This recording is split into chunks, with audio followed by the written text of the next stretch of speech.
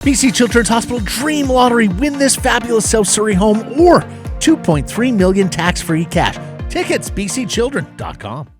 Joining us now from the Province and Post Media Tuesday regular here, our friend Patrick Johnston, who was busy speaking to Vasily Podkolzin this week. How you doing, fella? I'm good. It was nice Monday was not cooking yet, but it was nice to be in a colder building again.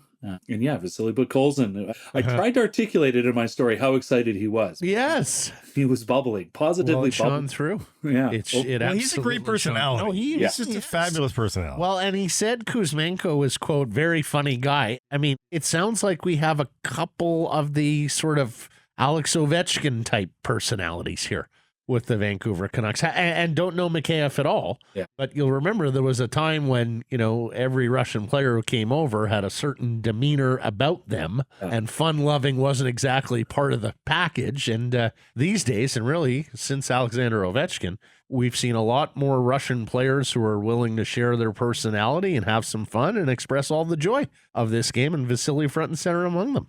Well, it is, it's hard to ignore the broader story of the world involving Russia. But you're right. You think back about the likes of Bure and McGillney, and that these were guys that were very careful, certainly in the public eye, with how they represented themselves. And I think you can sort of understand in hindsight, given what life was like in the Soviet Union, in terms of speaking out and the constant sort of threat of being taken away that was there. You can understand why people were perhaps a bit more reserved. And obviously Russia has had quite the journey the last 30 years. And so you can understand at the same time why someone like Vasily Podkolzin, who, let's be honest, lives at the upper end of the Russian world, Russian life, would have a bit more of an upbeat, outgoing view of things. And certainly anybody I've ever talked to him about him says this is a vibrant young man. He's a smart guy. I mean, we can see how well he's done with English. Certainly hockey players in Russia will be learning English when they're in their teens. And, when you're younger, it is easier to learn a language, but still, it's not easy. Apparently Kuzmenko's English is pretty good. Mikheyev is a bit more of a work in progress, but he gets along enough. But Podkolzin was bubbling. He was very excited. And he himself said, listen, that it's exciting just to be back in town to a place I now kind of understand and I know what it's about. And he walked in, obviously there's not a lot of people around still, but the trainers are there and some of the trainers are there. There's a new training staff there. It is, in theory, at 8 Rinks player, or Scotia Barn, I should say, player directed, but there is some support from the Canucks there. And he walks in and he said, yeah, everyone was exciting to see everyone and everything looks sort of familiar and you know what's up. And then he goes, and then there's these 2 Russian guys now. So it's really sort of something of all the best. It's the best of all worlds for him right now. And he's a guy that himself says, he knows he has a big season ahead of him. I think we've gotten away from the big red machine in terms of, every Russian player knowing exactly the system that everybody in Russia plays. But is there anything to that? Do you think it would behoove Bruce Boudreau in playing, a couple of these Russians on the same line? Might there be a stylistic symmetry there that clicks? It was interesting, too, how he compared, Kuzmenko to at least what he looks like to Garland. And I sort of said to him, well, is he going to play like Garland? And he kind of went, well, we'll see. It is very clear simply from what, sort of the bits around the edges of our conversation that Podkolzin really enjoyed playing with Connor Garland. And I have a hard time imagining there were many players on this Vancouver Canucks team last year who didn't enjoy playing with Connor Garland, just with the way he's always on the puck, the way he works to create space, the sort of energy he brought to every shift. That said, yeah, absolutely. I could see him being interested in wanting to play with one of his countrymen, especially with a guy like Kuzmenko, who he knows from his first 3 seasons in the KHL. Those 2 played together some there. He knows what he's about. Yeah, I have absolutely no doubt there'll be some interest in there. You used the word sick, Vasily. Yeah. Did you hear that? Like the colloquial sick? Not like sick. I feel sick, but the sick. Yeah. So he's picking up the slang. Yeah. That's important. Yeah, I almost caught me off guard when he opened with. I was like, "Oh, okay." First of all, we're still saying that. The kids are still saying that. Okay. Did you go down the uncomfortable road of the conflict in Ukraine and what that feels like for Russian players over here in North America? Did not this time. I thought about it. It was one of those ones where we hadn't had a chance to talk. I mean, we talked to him once, since training camp last year. And I thought about it. Well, the bigger story to me, PJ, is the 500-foot view, in that it's not so much what the individual players think or anything. It's that it's kind of fun for them that they are all together. But the other part is the Canadian side of things is there's a lot of Russians on this team all of a sudden. Yes. Is everybody okay with that? Well, I think I figured it'll come up. And I just sort of went, I thought about it, and I just went, that's not what I'm going for. It's not something I'm digging at. I mean, you can criticize, fairly open to criticism. Maybe it's something I should have done. I should have talked, and I just decided not to in the moment. And there'll be more time for it. Don't worry. There'll be more time. I mean, that was part of it. I mean, as much as, the geopolitics question, there's the domestic issue for the Russians, and that is, do you fear being conscripted? Yeah. Like, do you fear, losing your mobility rights, your ability to work here in North America going forward, the longer that this war goes? So it's I will say this, it's always more complicated than simply just asking a question, especially things like this. And that's definitely back in my mind, what has happened. Obviously there are things, like I said last week, there are things I simply don't understand about conscription policy in Russia. I think there are things that 5-star generals in Russia don't understand about conscription. Right. Policy. So, it was one of those ones where I would like to have a little more background information, to have more of a sort of educated conversation with him about it. It wasn't a moment either the way, in the end, it was no restrictions. There was nothing. They were happy to have us talk. He was happy to talk, but it was one of those ones too, where I would like to have a little more kind of time to talk almost off the record, to say, here, what do we think? I want to understand a little bit more about that before, he's 21 years old. It's not a gotcha interview. Yeah. Right? And they might immediately think that they're being thrust into a gotcha. There's a lot of dynamics at play, and be curious to know their true feelings on the whole issue. And then ultimately, I don't know. Do you have a sense of what Canadian hockey fans think about this, and what Canuck fans in particular think about this here on the left coast? I mean, I think it's one of those ones where it's sort of, there's that broader, obviously outrage about Russia. But I think there is that, once it gets more micro and it becomes about real people. Yeah. All of a sudden, I'm talking about it right now. I'm saying it becomes somewhat more nuanced. I'm absolutely outraged that Russia continues to attack Ukraine. And there's no justification. There's no reason for it. War is awful, and there is no point to any of this other than horror.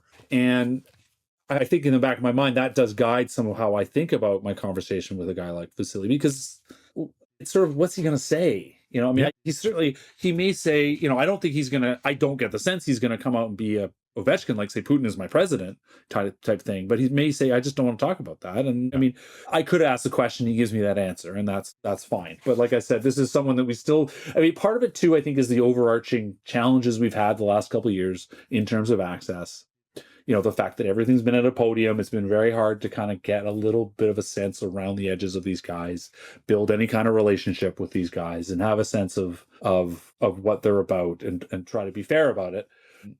That is the hope this year. Essentially the plan is to go back to the old rules, is what I've been sort of told. So, if there is that ability to kind of have these side chats to try to understand about the bigger picture stuff. And like I said, I could have asked him. I certainly, part of me thought about it. I chose not to. I'm open for criticism for that. I'm sure there'll be other times to talk about it. Hey, good honesty and disclosure into the sausage making process that is journalism. Speaking thereof, David Quadrelli, your partner at Scotia Barn, with the hard-hitting news that Spencer Martin will not have the chrome helmet anymore. I actually didn't mind the chrome helmet. It didn't sound like it was ostentatious and that he couldn't be hockey players, right? Come on. Put it this way, I liked Spencer Martin's chrome helmet more than I liked the Golden Knights gold. Oh, that's full chrome, yeah. Yeah. But, and we know Spencer Martin's been up at Northlands playing a little bit of golf. What's your confidence level, and what did he have to share with you? Well, yeah, I was there with that, where Quads asked him about the mask, and I had noticed it on the ice, and I was like, oh, that's boring. Why?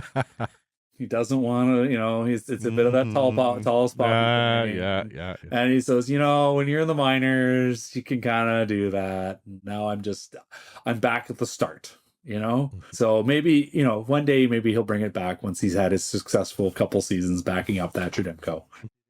but he doesn't. He very much wanted to say, listen, I'm here to do a job. I know there's a challenge. I mean, that is kind of what I'm working on. My version is I'm going to come up with a him versus Delia almost story, because I'm going to I talked to Colin today, and that's sort of my plan, is to have a story about that. And he talked about, that in the end, yeah, he had some success, but it's square one again, and he's got a whole new thing to prove, and he has to. And it's also just about consistently getting better. I said, is this something about the coach said? Because as we know, Ian Clarke is very passionate about them having white pads and not having colored pads, and he said, no, this was just me. This is just, I just want to kind of, I feel like if I'm going to be the backup goalie, I shouldn't be a talking point about my gear, essentially was his message. And yes.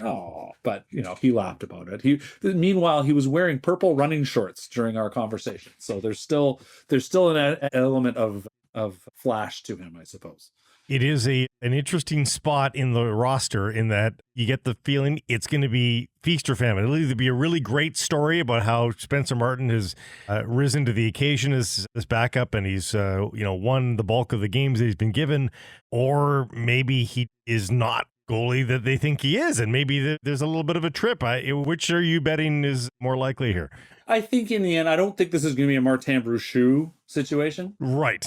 Which is a good example, because he was the best goalie in the AHL when the Canucks promoted him. Yeah. But I mean, I think in the big picture, we also know that Brian Burke was not the most astute judge of goalies, so that probably is a different case. Mm-hmm. I think Martin's going to be fine.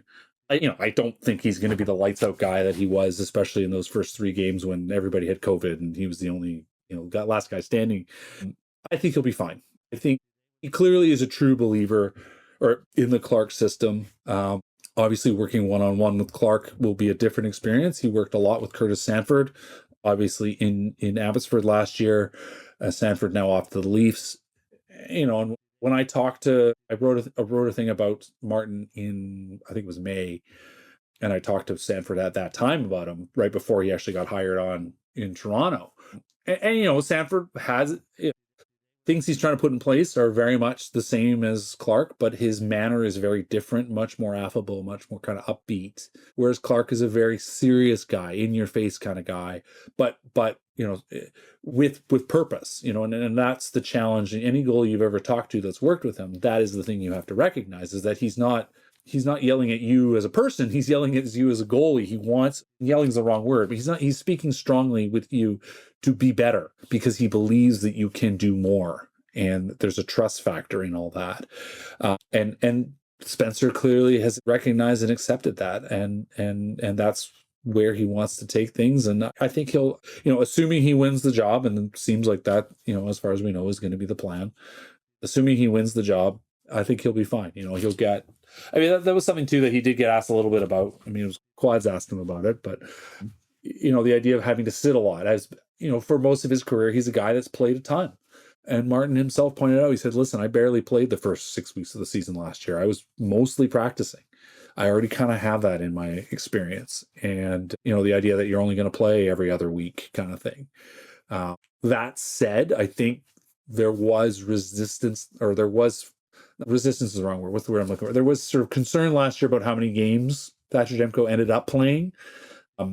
So if they can get a few more starts out of their backup, and Martin, proves to be that reliable guy. I'm not suggesting it's going to be a 1A, 1B kind of situation, but he could easily get close to 30 starts. I think if all things go well, we'll see. I think he is, in the end, he is a guy that seems ready and willing and prepared for this situation. We shall see, and he's going to have to be effective for them, because J-Pat's great stat last year, right? Remember, the backup better win 12 to 15 games. Yeah. That's right. If this season is going to go well, and the same applies for Spencer Martin this year, as to what applied to, what's his name last year? Jaro Halak, of course. Almost forgot.